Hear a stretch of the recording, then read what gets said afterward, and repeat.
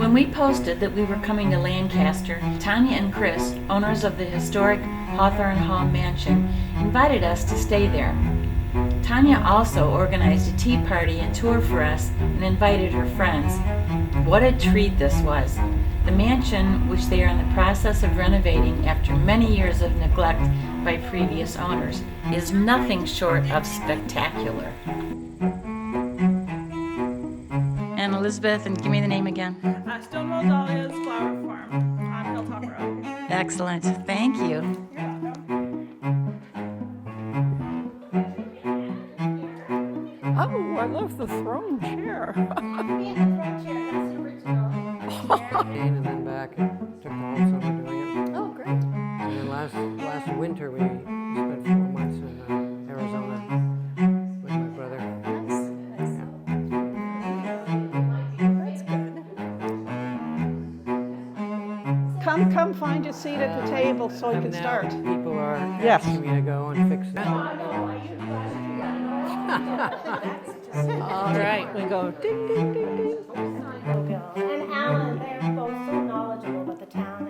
Yes. About the house, Yes. history, so- And the gardens. And the gardens. Oh, and it goes on and on and on. Welcome to the most wonderful town in all of Worcester County. It happens to be the oldest town. Settlement started here back in 1642. Town was not incorporated until 1653. And we hosted a number of different famous people along the way. Lancaster's very rich in history. We have primarily Mary Rawlinson, who is the woman who was captured during King Philip's War, wrote something about her experiences later on, gives a very good picture of life with the Native Americans at the time, the indigenous people. We have Luther Burbank, who many people don't even know who he is anymore, but he was a horticulturalist and he experimented with a lot of plants. Let's fast forward past the Revolution now, and let's get started with the Thayer family. You're sitting in one of the 5 mansions. Actually, at one time there were 6 that were put up by the Thayer family, primarily in the 3rd generation. Now, the Thayer family first connected with Lancaster back in 1793 when the Reverend Thayer came to be the 6th minister of the town. And he was there when our big landmark church, the Bullfinch Church, was erected in 1817. It's another one of our iconic landmarks. Anyway, Reverend Thayer had many children, and of his many children, 7 or 8 probably, most survived to adulthood. He had 2 sons, and the 2 sons were very talented with money. And the family story goes that they walked to Boston and made a fortune. Now, this is the way it was told, and this is the way it's brought down in the family history. So, and they adopted a town and country lifestyle, and they became part of the Brahmin class because they were so terribly wealthy. They made their money primarily through railroads. And in the mid-1800s, 19th century, that is where the country was expanding, and that's where the money was to be made. Now, one of those brothers did not live very long. He passed away in 1857. But his younger brother, Nathaniel, is the one who continued the dynasty and continued the family tradition of living on Beacon Hill and in Back Bay, and then having their summer retreat houses out here in Lancaster, because having grown up here, the Mr. Thayer, who made the largest fortune and lived the longest, had a very special place in his heart for this town. And so when he married a little bit late. He married into the Van Rensselaer family, and that name rings true out in New York. So they were part of the upper crust in Albany area out there in New York, and he and his wife had in turn some daughters and then 5 sons, 4 of whom survived. And the 4 surviving sons are the ones who didn't have to necessarily scrounge around to make the fortune. They more like inherited their money. And living in the latter parts of the 19th century, when you inherit your money, you kind of have to find your own purpose in life, because you really don't have to get out there and work all that hard because the money's already pouring in. So each brother had a specialty here in Lancaster. And with the mansions, this is the mansion of Bayard Thayer. He was one of 2 twin brothers. They're the youngest ones. But I could give a little background on the first house down on the main street in Lancaster. That's the family estate. They call that the homestead. Okay, so that one was the one that was the most long-lasting of all the houses. And then as the sons came into their own, there's a house that's across the street from the boys' dormitory at the former Atlantic Union College, and that one was put up by EVR, Eugene Van Rensselaer Thayer. And he was one of the elder brothers, and he specialized in the development of orchids. Then there's another brother who inherited the homestead house, and that brother married Pauline Revere Thayer. Okay, so then we come up the hill and we have the house that's just down the road from here. It's called a Tudor-style mansion, and that is the brother who specialized in ornithology. So he, as a and they're all graduates of Harvard University, of course.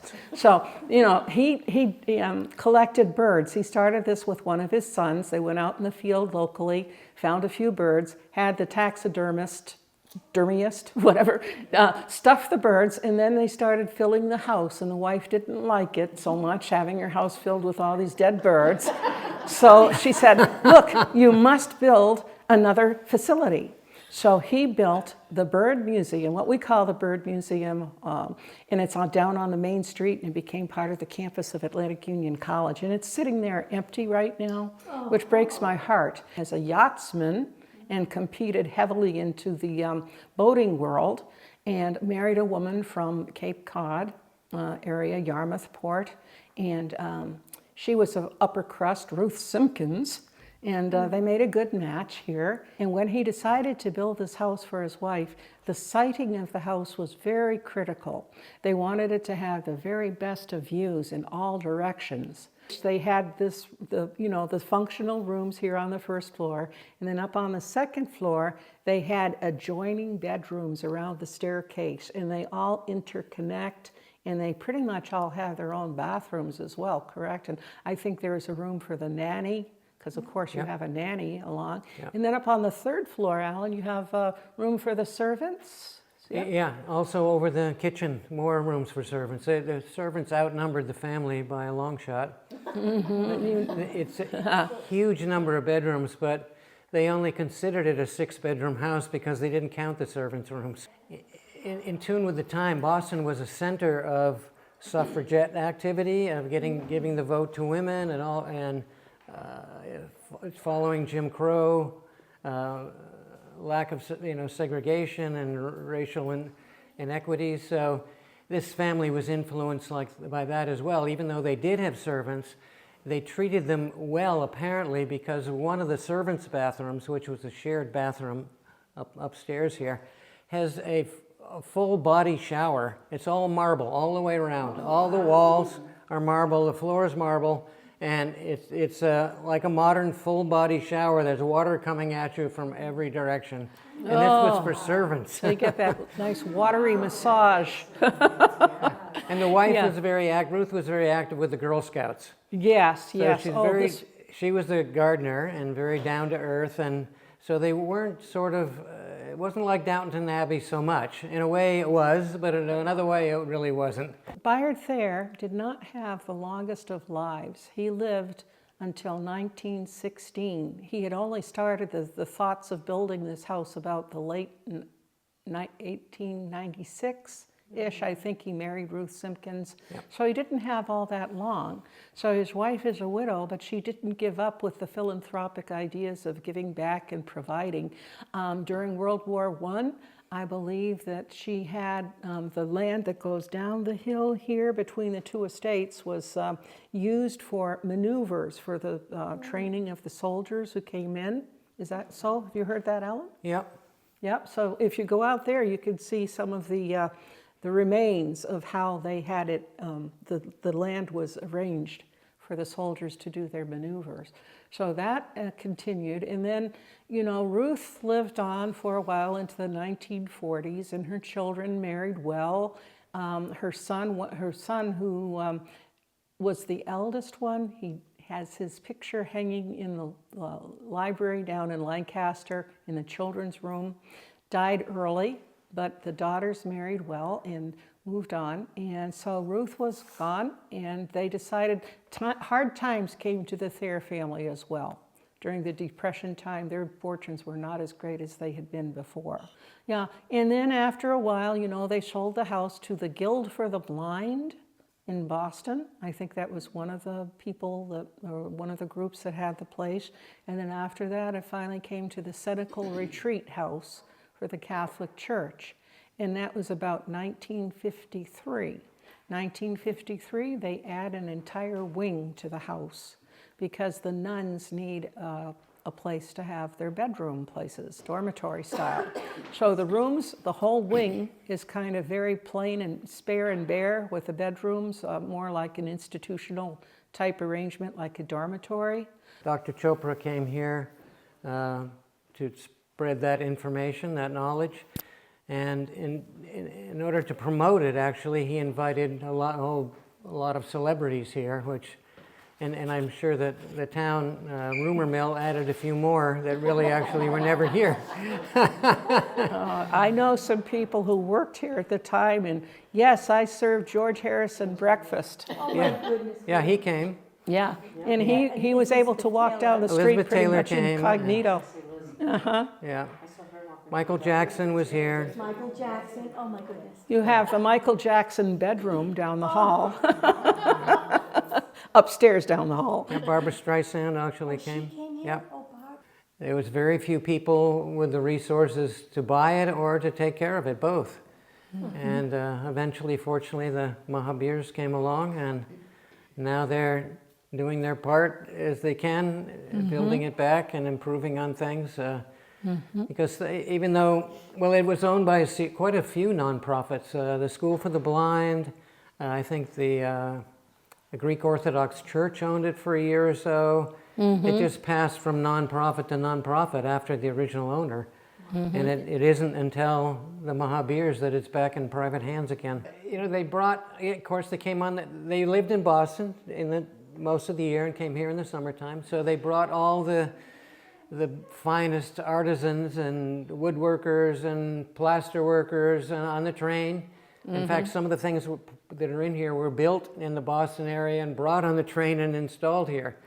And to me, what's most fascinating is even though their money came from railroads, most of this building would have been built with horsepower. My goodness. There weren't big machines. Little Women? Yeah, Little Women. That was the biggest one. And it was so fitting that it was here, actually, because it's sort of part of the Thayer tradition to support women's rights and so forth. It's quite a strong impulse here. And Greta Gerwig, of course, was a director for it and had many, Chris Cooper, Massachusetts resident, and Emma Watson and Saoirse Ronan, and who else? And if you watch the movie, and now that you've seen the house, you can picture the different places that were in the movie. Yeah, there's one scene right where you're sitting now, where they were serving Christmas dinner, and it was the Lawrence house, very stuffy, wealthy, male-dominated house. There were hardly any females living there. I guess there weren't any. And so it was very dark in here, but they were serving Christmas dinner right here. And then in the next room, there was a meeting of all the girls who were sitting there and chatting on the couch and Playing the piano, the piano. Yeah. Oh, there's another piano scene in there with Timothy And then the man Chalamet. sitting on the steps that go up the stairs. Yeah, Chris Cooper sitting on the steps going up. And then the final scene where they're leaving, and it's a train station in Concord, but it's really the carriage house. Yes. These what do you call candelabras? Were not original. They were purchased at some auction somewhere. but quite a lot of attention to detail, the crown molding, the woodwork. It's good to kind of savor all the details. To me, it's not just a house, it's a work of art, really. It's architectural art from the early 1900s, and it has a place in history, and it's very important to kind of see what people at that time were capable of. Gilded Age. Yeah. Mansion. Sometimes we think that we're the best time, the present is always the best, but if we look at the past, some people, even the primitive people, are very sophisticated. This is a story, Aesop's fable story on the fireplace, and it's a fascinating story that some of you may remember, that I think it's a stork or a swan, I forget, and a fox, and they are, of course, each other's enemies. One eats the other, one, but they invite each other to dinner. And so when the fox serves the stork, he serves the food on a flat plate. And she can't eat the food because it's too flat. You can't like dip her beak in the water to eat it. And so then she invites him, and she serves it in this vase, which he of course cannot eat. So it was an invitation to dinner, but you couldn't actually eat the dinner. Yeah, and there's a lesson to be learned Yeah, there. so that feeling of enmity was underlying, even though they were trying to be friendly. Friendly enemies. Yes, friendly enemies. It's sort of like today's politics, except for not so much friendliness. Anyway, it's quite a place. The curtains are courtesy of Little Women movie. They were sort of ready to retire curtains there. And when they came, actually, every time a movie comes, they do some good and they damage a few things. And so part of the negotiation was they leave the curtains behind to pay for some other things they did. The floor was kind of a mess, and they also Refinished? It wasn't refinished for the movie, but after the movie was over, they refinished it as a gift. Very nice. And they did a great job. There was actually a Vietnamese man who was just so skilled at finishing floors. Unbelievable to see him work. Who owned the house when the movie was? Architectural beauty shutters, you could say. Symmetry? And it had winter shutters. And you can see, if you look carefully, you can see double sets of hinges. Also, these porches that are enclosed now were open. Originally, they were wide open, so you could sit there, a sun porch.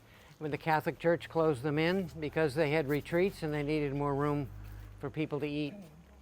And all the stairs down to the gardens went out through those open gardens. This stairway did not exist. This was just a wall cut down to the garden, and at some point, and I don't know exactly when, somebody cut through here with a saw and put in some stairs. But that's what we're going to go down now.